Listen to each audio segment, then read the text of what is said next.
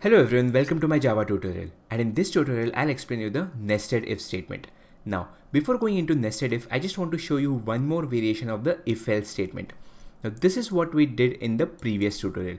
So this was the syntax of a simple if else statement. Now the special variation which I was talking about is called else if ladder.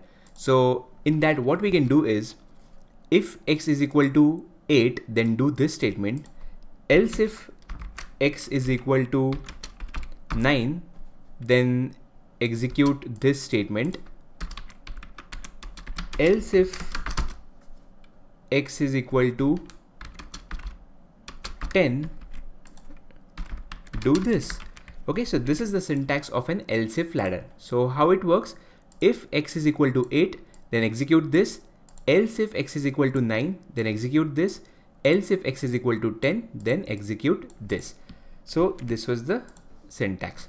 Now we'll go into the nested if statement. Now what a nested if means is, I can write an if statement inside an if statement.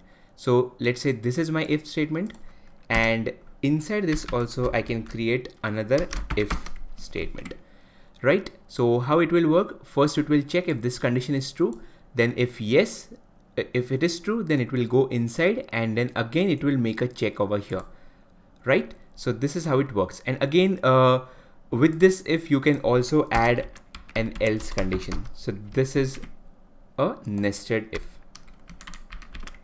Okay, so we have a if, inside that we have a if, and again this can go on. You can create as many ifs as you want in this fashion. Let's say inside this if also you can create another one, something like this. So it can go on, right? So this is the syntax of a nested if statement. So thank you for watching, and see you in my next tutorial.